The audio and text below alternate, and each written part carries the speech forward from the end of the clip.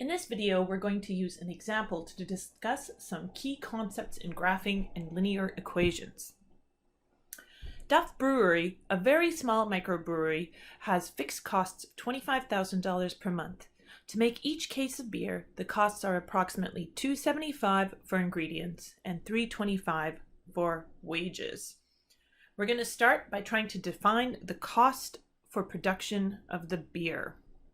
Now, when we look at costs, we're told that we have fixed costs of $25,000 per month, and the costs for ingredients and wages are $275 and $325 per case of beer.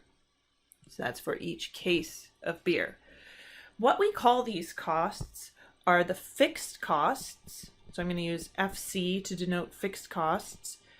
Are $25,000 a month, and we have variable costs per case of beer. So that's a unit per unit cost, and we call that variable cost. I'm going to give it the acronym VC, and those variable costs are going to be a total of $275 for ingredients and $325 for wages, for a combined $6.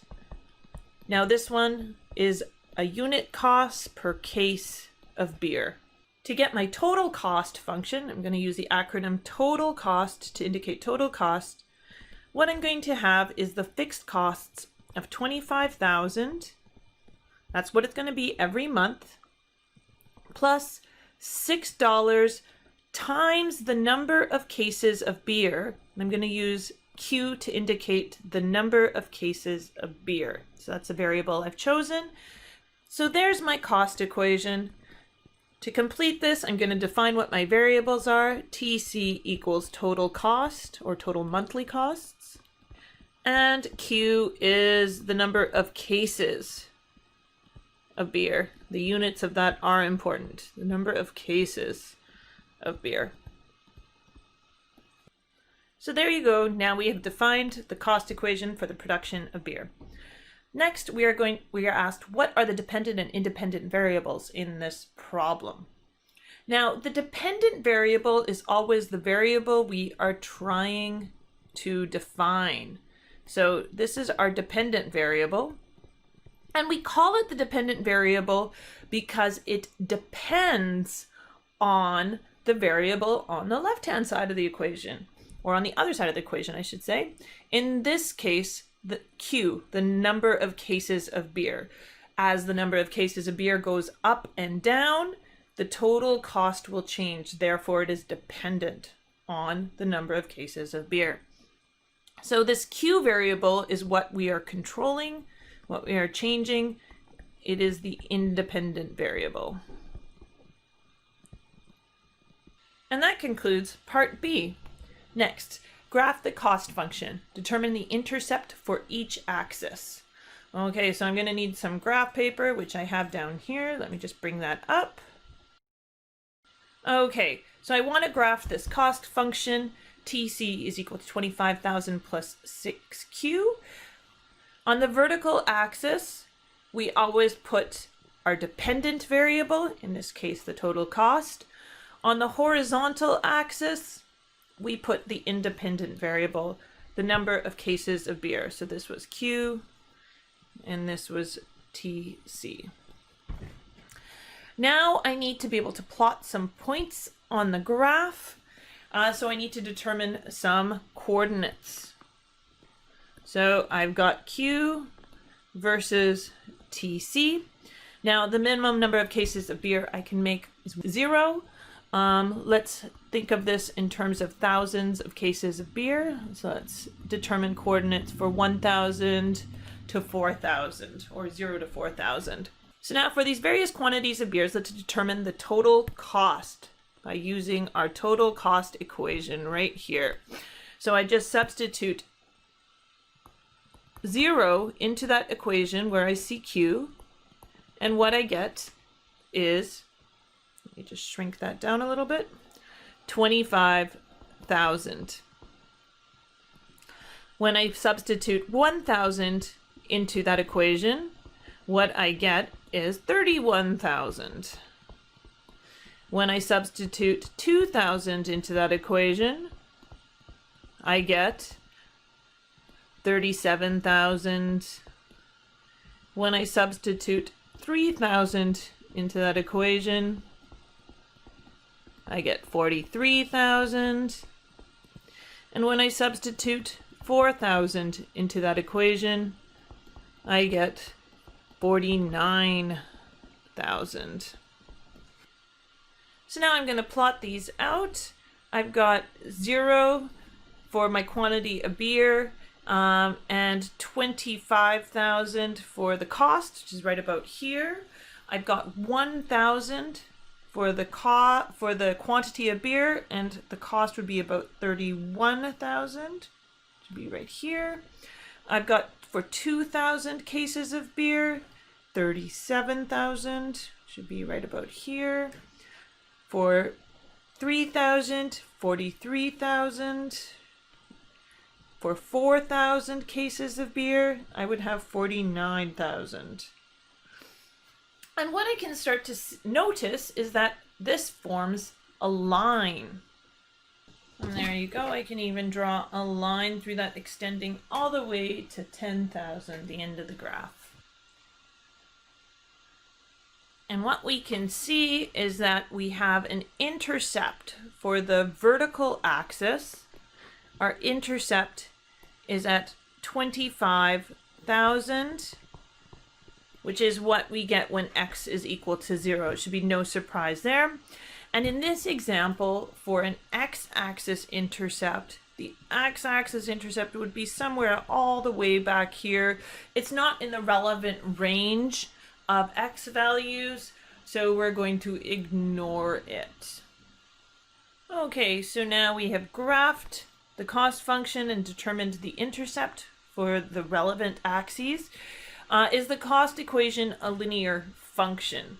Well, we've already said that it's a linear function. We can see that it forms a line. So yes, it is a linear function. But we could have determined that before graphing even by simply examining the equation. In general, anytime we have a function in the form of x plus by is equal to c, x and y are our variables of interest here, so I'll change those colors. And then we have a, b, and c are constants, meaning that those are numbers that will not be changing, and x and y are variables that will be responding to each other. This is the general form of a linear function.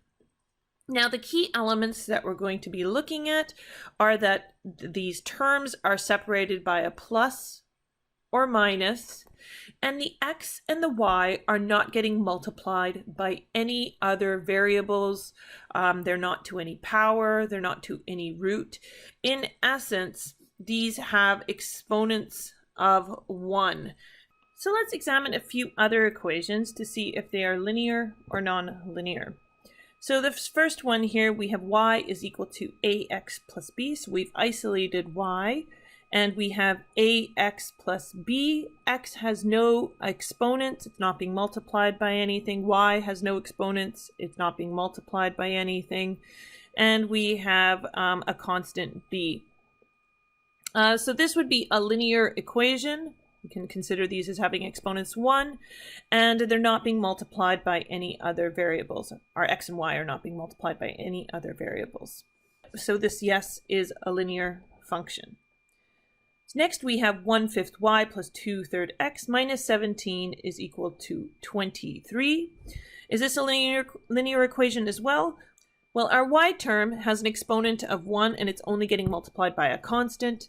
Our x term has an exponent of 1 and it's only getting multiplied by a constant. And the rest are terms that are constants, which sure we have 2 of them, but they could be collected to become one term.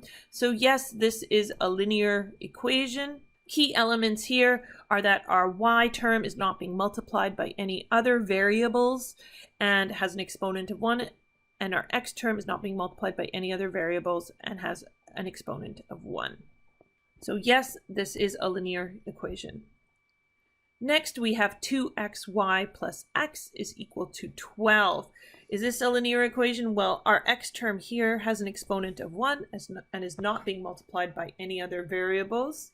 Our x term here has an exponent of 1 as well, but it's being multiplied by the variable y. So no, this is not a linear equation, as our variables are getting multiplied by other variables. So not a linear equation. Finally, we have 2x squared plus x plus 3 is equal to y. Now, immediately I see that we have an exponent of 2 for our x term here. So no, this is not a linear equation. And so when we're looking at linear equations, we're looking at a general form of ax plus by is equal to c, a constant, where our x and our y terms are not being multiplied by any other variables. Sure, they're getting multiplied by constants, but they're not getting multiplied by any other variables. And they all have exponents of 1, which we generally just don't even denote because it's implied. Okay, so now we've answered, is the cost equation a linear function? Now we have the last part, which is interpret the slope and intercept of the cost function. So here's our function. Total cost is equal to 25,000 plus 6 times the number of cases of beer. So we know that 25,000 was our intercept for the y-axis. Now the slope is the term 6 here. And this is what it implies. The slope is the ratio of the rise, how much higher this line gets, versus the run, the distance it covers horizontally. So slope is equal to rise over run. So looking at that rise over run here, let's take a couple coordinates that we have here. This is a $1,000 1,000 cases of beer difference, 2,000 minus 1,000. And this rise is 37,000 minus 31,000 for a total of 6,000 cases of beer. And we can see that with each step of 1,000, we had a change of 6,000 cases of beer. So that part was consistent throughout this problem. Every rise in 1,000, we had 6,000 increase. So what that gives us is 6,000 divided by 1,000, or 6. And that will always be this value, this b value, when we have y with no coefficient, is equal to a plus bx form. So the 6 value here is the slope. Now, why is it relevant? Because when we're dealing with business, we're talking about a world of change. If you were to produce one more case of beer, how much more would that cost you? It would cost you $6. But generally speaking, you don't just increase your production by one case of beer. You might increase it by 2,000 cases of beer. So if you were to increase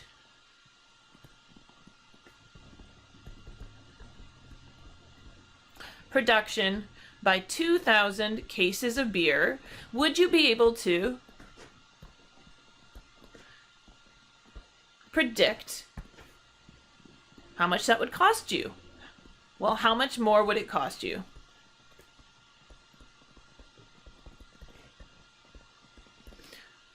Well, the slope tells us that. It tells us that for each additional case of beer, we would experience an increase of $6. So $6 times the change in Q, turn that into a star so we don't get that confused with an X, times 2,000 gives us a 12,000 increase in the amount that it costs. So anytime we're dealing with the slope, if you multiply it by the distance on the horizontal axis, in this case it was 2,000, you'll get a proportionate rise that you would be experiencing. So if this was 2,000, you would have an increase of 12,000. Now, what is the significance of this intercept that we have?